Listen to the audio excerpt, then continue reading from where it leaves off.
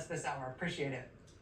So Richard Nixon was sworn in for his second term as president in January 1973. First elected in the 1968 election, then re-elected in the 1972 election. So Inauguration Day, he was sworn in for what would, of course, famously become his disastrous second term in office in January. Saturday, January 20th, 1973. 2 days after that, LBJ died.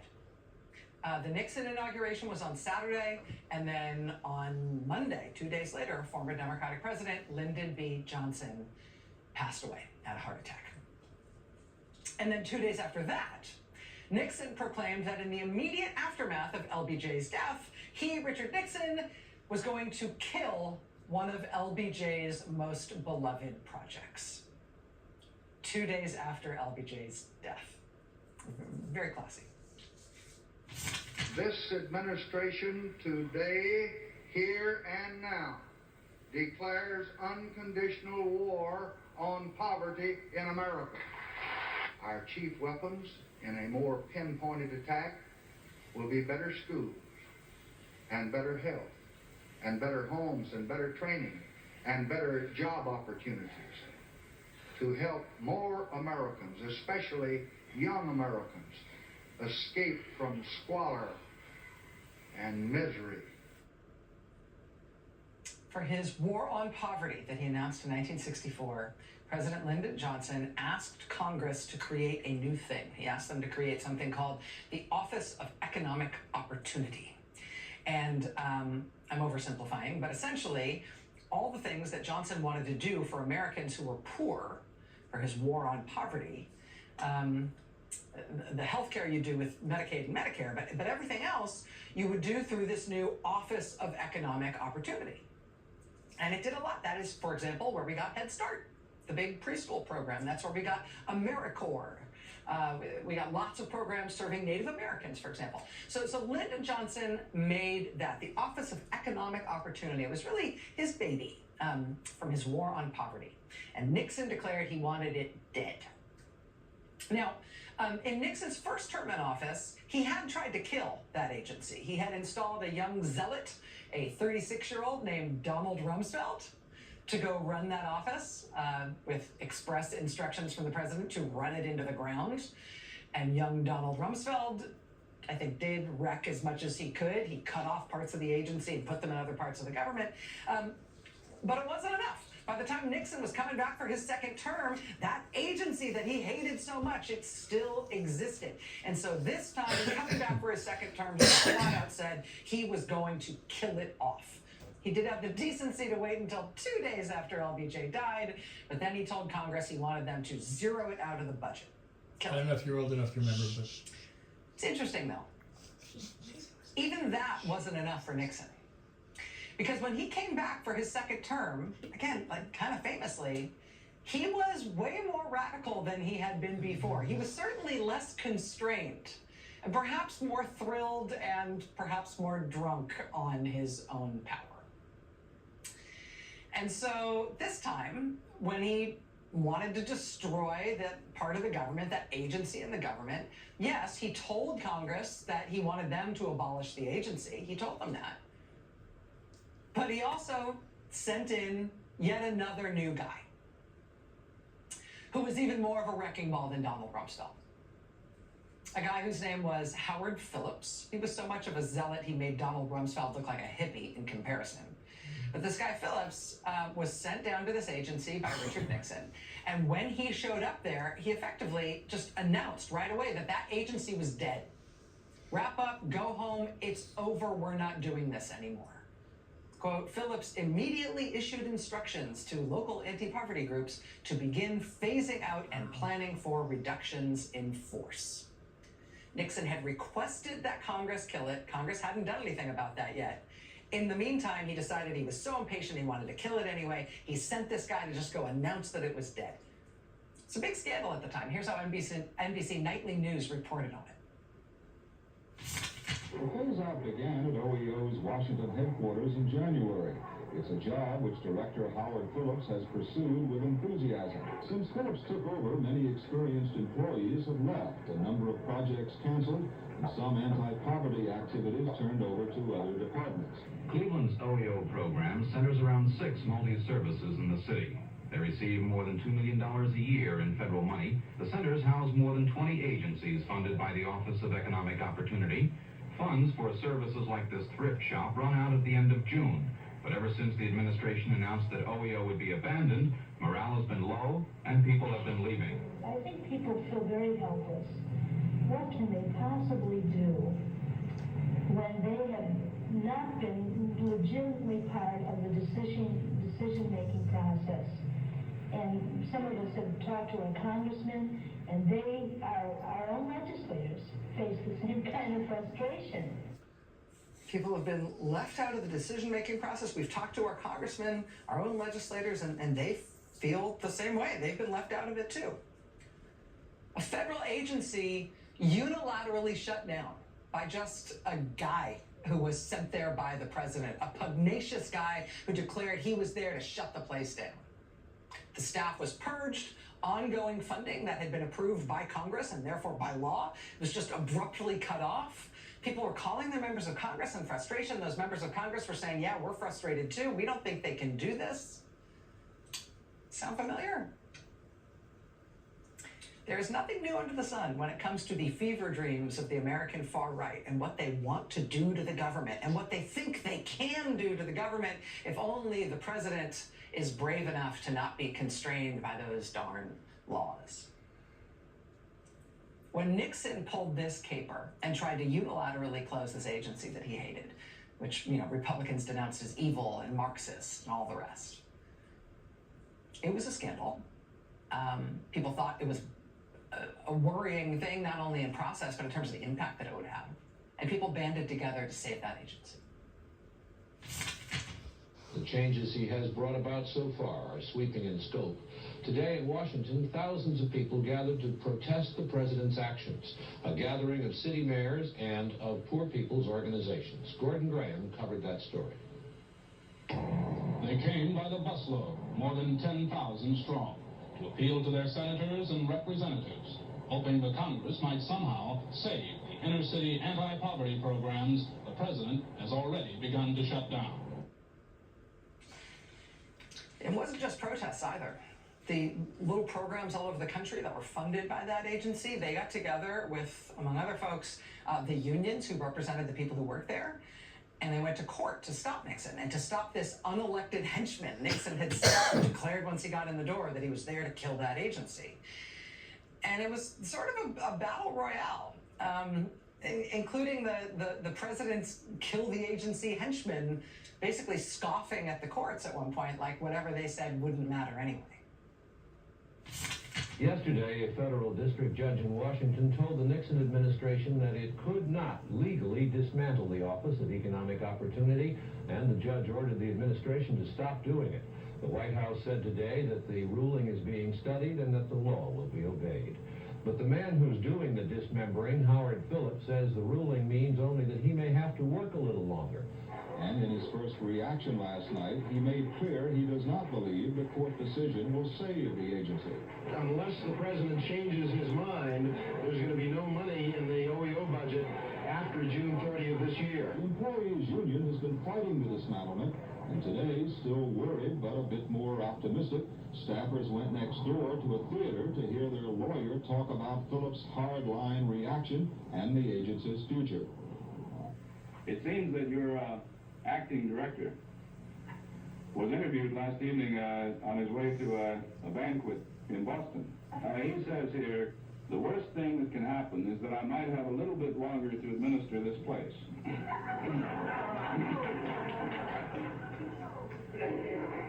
I do expect that we will complete our mission along the schedule that has been set forth. If he really means that he will complete his mission as it has been previously announced, he's either a prophet or in contempt.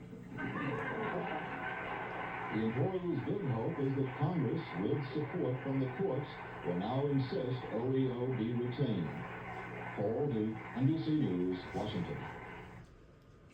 if Howard Phillips says he'll still accomplish his mission of killing this agency, quote, he's either a prophet or in contempt, as in contempt of court, because the courts just said he can't kill this agency. There was all this bluster from Nixon's guy, Howard Phillips, saying he was going to defy the courts, right? Saying that the court's ruling here didn't matter. Don't worry, we're getting it anyway. But despite that, despite the pressure that the Nixon administration tried to put on the people who were trying to keep this place alive, the backlash and the efforts by people who were standing up for this agency, in the end, it worked. They went to the courts said, yeah, what they're doing is illegal. They can't do it. And the Office of Economic Opportunity stayed open. Thanks to the protests, thanks to the defiance, thanks to the public scandal, thanks to the press coverage, and yes, thanks to that court order. And what did Howard Phillips do? He soon resigned from that job in the Nixon administration. For what it's worth, just in case you're interested, sidebar, Howard Phillips went on to an illustrious career as a crank, perennial, far-right, third-party presidential candidate, for which he's mostly remembered today for his furious denunciations of the term Ms. It is Miss or Mrs., and there is no Ms., and we must abolish Ms. Vote for me for president. He was also known for vehemently demanding that the Department of Education should be abolished. He said this was something so important that American political leaders should be prepared to give their lives. They should be prepared to die in order to abolish the Department of Education. That's what became of Howard Phillips after his stint at the Office of Economic Opportunity. But the right really hated that agency. And this is also an important part of the story. Years later, they did succeed in killing that agency off. But they did it legally. They had Congress vote to get rid of it. And it was still controversial, and people still wanted to keep it, but they had a vote in Congress and got rid of it. Congress had created it and funded it, so the only entity that can legally get rid of it is Congress. Nixon had said that's how he wanted to do it, but he got impatient and decided he should just be able to kill it on his own say-so, and so he tried to do that by sending in this henchman in there to declare it closed. But it was plainly illegal for him to do it that way. Had he just waited for Congress, he might have won the argument in Congress, got it shut down legally. Instead, the courts stopped him, and it took years and years and years for them to get it shut down the right way. Ryan LaRochelle is a political scientist at the University of Maine. He recently wrote about this incident for Time magazine. He said, quote, "So far, Trump and Musk have followed Nixon's playbook and ignored his lack of success." So, in some ways, we have been here before, and so have they. But the law is still the law from 50 years ago and from hundreds of years ago and now. Look at this. This is from the New York Times in the middle of this scandal in April 1973. Quote, "Unless and until Congress decides otherwise, it is the duty of the president and his subordinates to administer every program in good faith and in accord with the legislated purposes. That principle is so fundamental that it is familiar to every student of constitutional law." That principle is so fundamental. Last night, just after we got off the air, a federal judge in Washington ordered the immediate reinstatement of the foreign aid that was in place when Trump took office, because Congress had appropriated it, because that's how we make decisions about what is funded in this country. By court order last night, he ordered that foreign aid must be restarted late last night. Earlier yesterday, a different federal judge told the Trump administration that they are also not allowed to put the whole staff of USAID on leave, even though they really want to.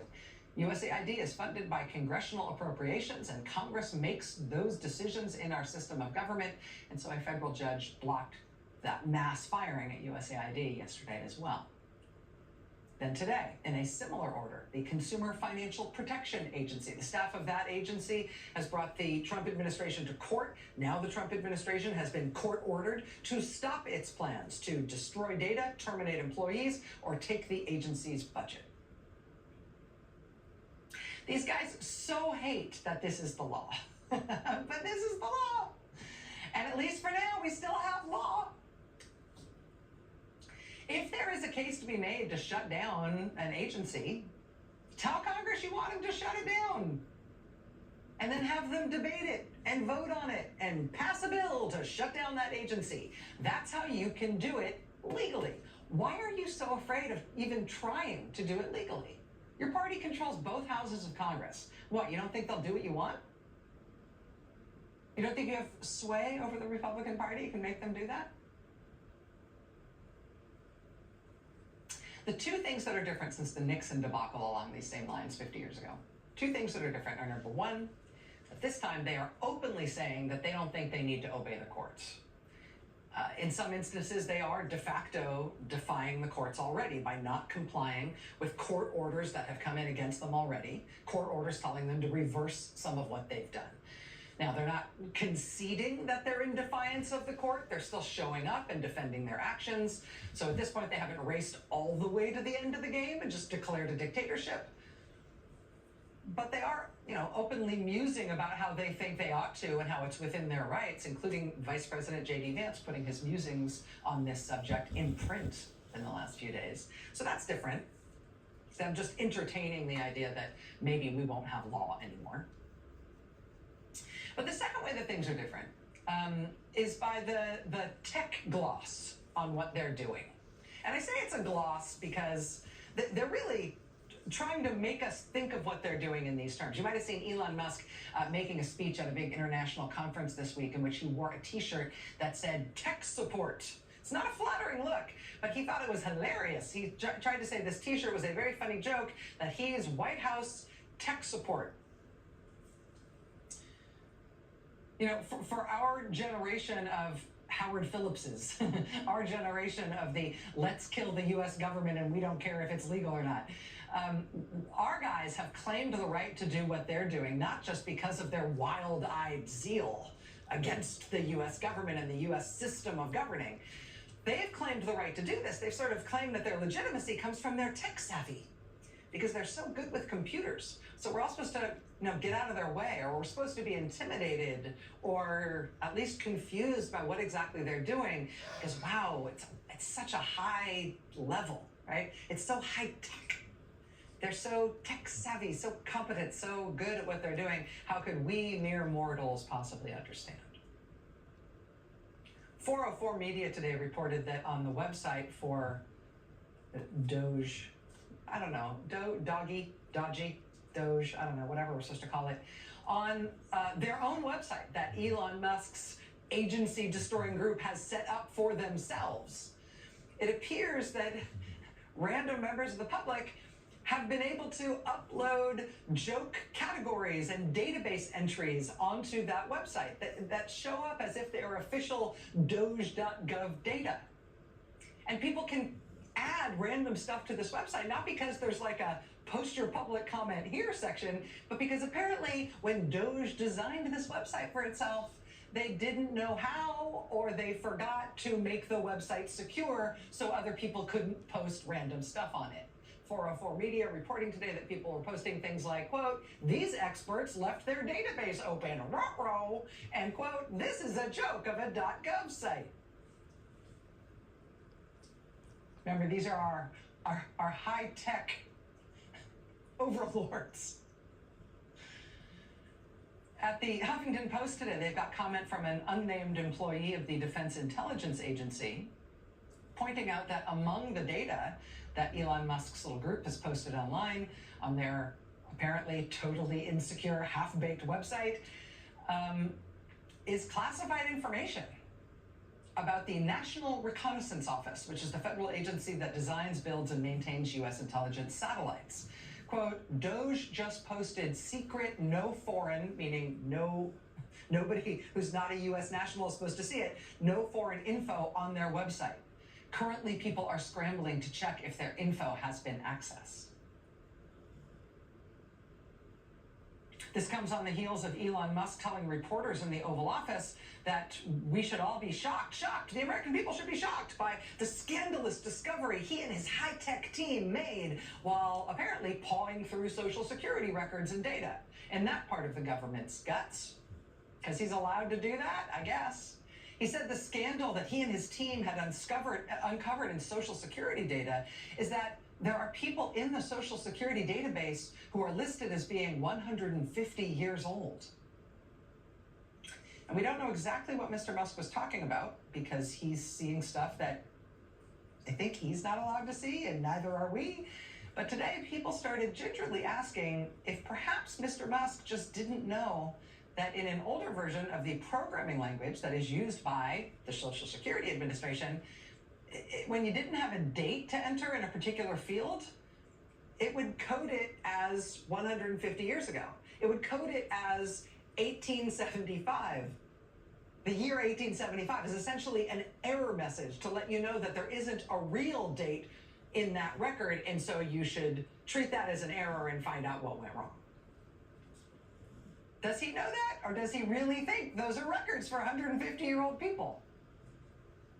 Does he know what he's looking at when he's pawing through your Social Security records? Remember, it's their technical prowess and know-how that's supposed to impress us and make us think this is somehow different than when a far-right, power-mad, doomed president tried to do this exact same thing in 1973. We're supposed to be intimidated here. That measles outbreak we told you about last night in West Texas, it has now doubled in size as of today. The CDC also has fired as many as 1,300 people today. The intelligence staff at the Department of Energy sent its staff an urgent warning about how to respond to Elon Musk's team seeking access to sensitive classified materials about nuclear weapons. And at the National Nuclear Security Administration today, which is responsible for keeping our nukes safe, they fired a significant portion of their staff today, hundreds of staff members. Yesterday, we got word that Trump and Musk's little squad of genius web developers and software engineers, the folks who may have accidentally posted the classified information on their website and left open some sort of back door so that random members of the public can post stuff on it. That genius squad has now reportedly been sent into the IRS. So now that group is in there with your tax information. While tonight we get word that at the IRS, just ahead of tax filing season, they are about to fire thousands, maybe 9,000 people who actually work there to handle your taxes. The combination of the smash and grab by the supposedly high-tech team and the mass firing of people who actually do know what they're doing means real material harm is being done to our country. And it will take a long time to repair it when we finally get to start. But there's nothing high-tech about what they are doing. And there's nothing new about their intentions. There's also nothing new about the old, very foundational law that made this kind of operation illegal 50 years ago and makes it equally illegal now. More to come tonight. Stay with us.